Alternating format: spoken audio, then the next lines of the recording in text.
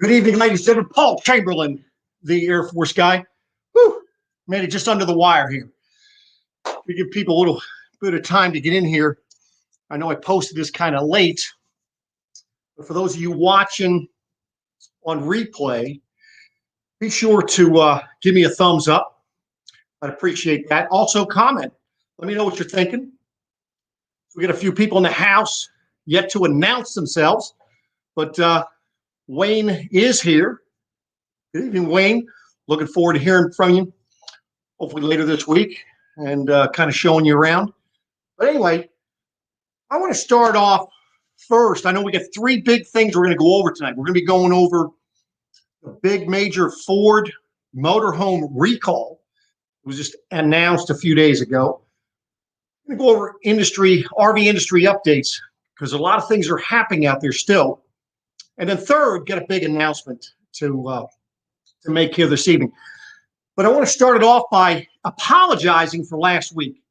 Last week, I was a little bit, I guess, sidetracked with everything that was going on.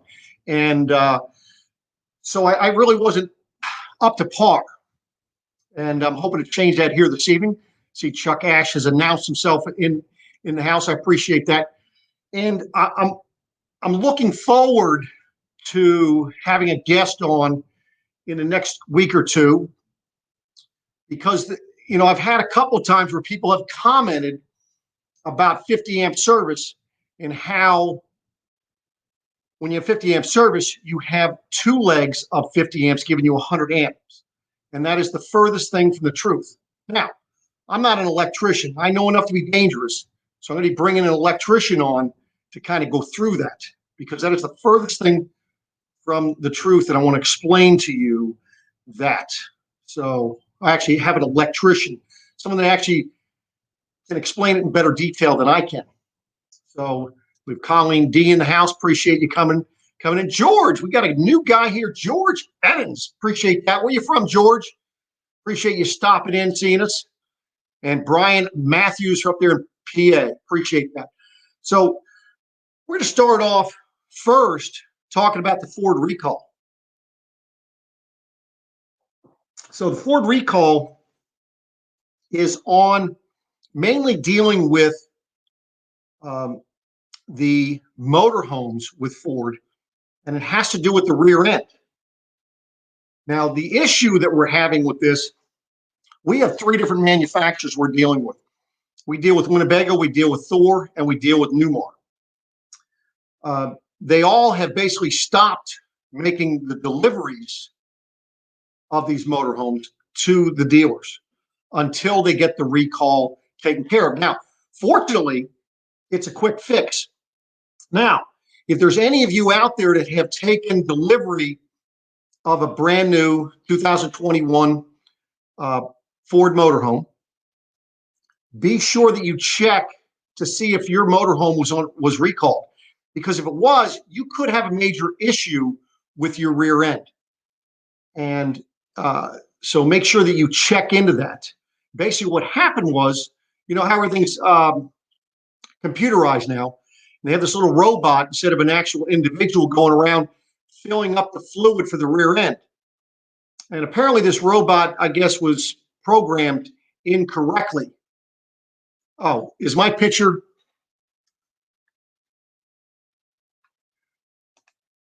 Is my picture frozen? Anybody out there? Or is it just him? Yes, the rear differential. That is correct.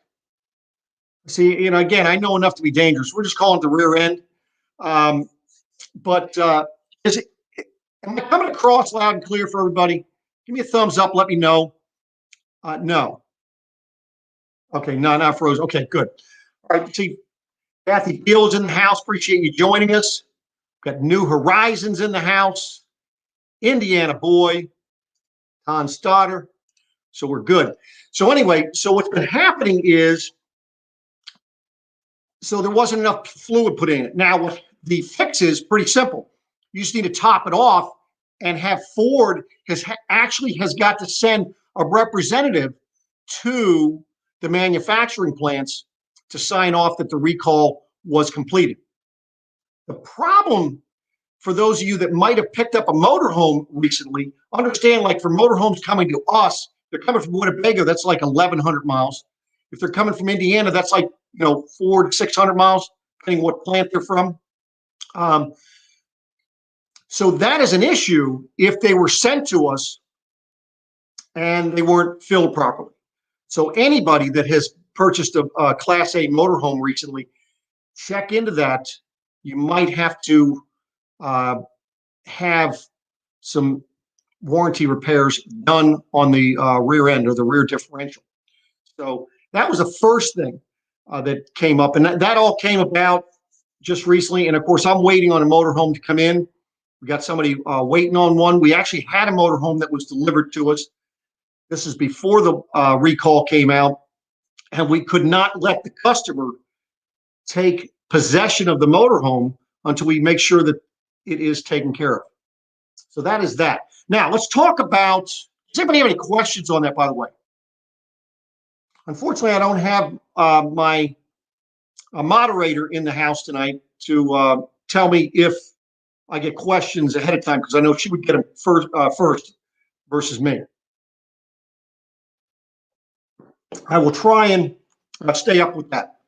But anyway, next thing is, as far as RV industry update, let's talk about this. I tell you, just to give you kind of an idea, a year ago where we were compared to where we are today. Last year, this time frame, we as a dealership, we had about a little over 300 RVs in stock with roughly about 250 that were available. And of course, we still had things coming in. Now, of course, then we had all the plant close downs and so forth, closing down for periods of time, and that kind of slowed production and so forth. This year, because the demand for RVs has continued at a pace that it did before. And so where we are today is we have less than 200 RVs in stock at this given time. But of those, we have less than 100 that are available. So that is where we are. Now, for the average Joe driving up and down 15 and they look into our lot and they see, oh, heck, they're full. I hear that on Facebook. Oh, these dealerships are full. They're doing good. Well, we may look like we're full, but we don't have the back stock. We're turning things sideways to kind of fill things in. So we are not full at all. And what that's going to create is more and more of our units that are ordered that are coming in are going to be sold.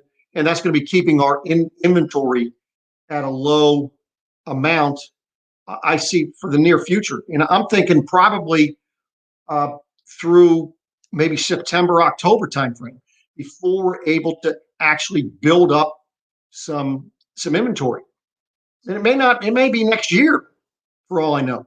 Now, contrary to what some people might tell you, these manufacturing plants are not speeding up production, making more units. What they are doing, if you want to consider this speeding up production, is they are starting to build additional warehouse manufacturing facilities so that they can actually build more. But the plants themselves that are currently building, they're either at or below the manufacturing quotas that they have been all along. Now, the other issue you're running into is the fact that they're running out of parts. So you see, for instance, if we're ordering a toy hauler, we cannot get one with a generator if we're ordering it for stock. Now, if we're ordering it for a retail customer, then we can get a generator.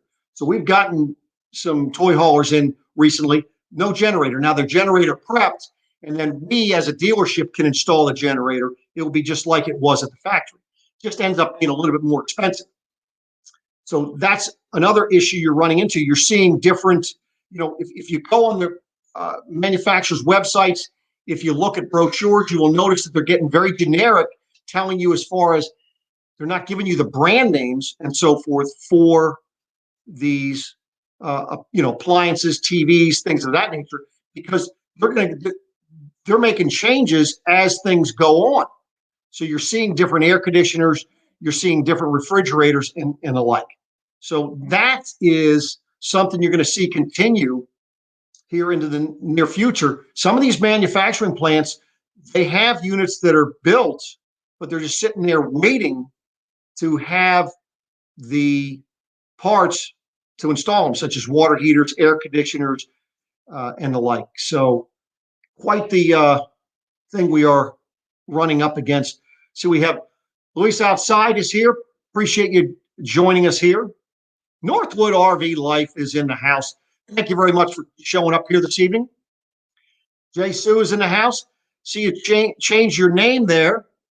And let's see what we have here. New and used trucks are getting very expensive. I guess more and more people are buying RVs, making the price of trucks go up. Well, and that's part of the issue. But the other issue is that the demand for trucks is up because of a number of reasons, and the inventories are low. And so with that being said, that's what drives the prices up. Let's see who else we got here. Anyway, so yeah, I tell you, we have some people that are waiting till June, July, August timeframes to get their RVs because they're putting their name on one and they're coming in. Now, fortunately for some of our manufacturers, if you put your name on a particular unit and there is a price increase, you are price protected. There are some manufacturers out there that do not do that. So make sure you ask that question if, in fact, you are buying an RV and you're ordering one. Ask if you're price protected. Last thing you want to do is have an issue where it comes in and now they hit you with, another 500,000 to whatever it could be. And motorhomes tend to have a higher price increase than tolls. So now on to our big announcement. I'll tell you what, now I'm excited about this. And I wish Maureen was here. She is not here because she's on her way back from Charleston, South Carolina. Went down there. They had a gender reveal for my son, and they're having a baby boy in September. So that was quite the thing. I got to watch it on video. Didn't actually get to experience it in person, but loved the way things went out. What they did was they made a cake that a dog could eat, and they had their dog King, which is a rescue pit. Deaf, he can't hear, but he ate the cake until he revealed the blue. So I thought that was pretty cool. So now that wasn't the big announcement. I mean, that is a big announcement, but the other big announcement is that Maureen and I are going to be moving into our camper for the summer. So, and with that said, we're going to be starting another YouTube channel. And I'd like to ask you all out there to put in a suggestion on what we should call our next channel. I've been racking my brain trying to see what we're going to name it, and I have not been able to come up with anything. Of course, we haven't had time really to do so. I'll be making another announcement here in the next few weeks about why that has been. So, but I hope that you all learned some information here this evening. I'm looking forward to getting an electrician on here to kind of go through the questions and things, because I see a lot of things out there on RVing tips and other Facebook pages where people are asking about, can they plug their 30 amp RV into basically a dryer plug, and can they plug it here? Can they plug it there? And I'll tell you what, I see that every year where people are frying their units because they're plugging into the wrong power. So we're going to go ahead and put those truths out there, make sure that everybody understands what you're supposed to understand. I just don't know whether it's going to be next week or the week after that I'm going to have a special guest on to break that down and make sure that everybody is on the same page, because there is a lot of misinformation out there. And I want to go ahead kind of weed our way through it and get you the real information, so that way you don't have the issues that a lot of other people do. So do appreciate everybody showing up here this evening. Hope you get to give me a thumbs up, or hope you already have. And for those of you watching on replay, be sure that you give me a thumbs up, comment down below. And I'm going to be back at you again next week. Looking forward to it. Thanks, everybody, for coming in. Does anybody have any questions before we sign off here this evening? I'm going to give it a few minutes because I know that there's kind of a delay in getting the questions through here.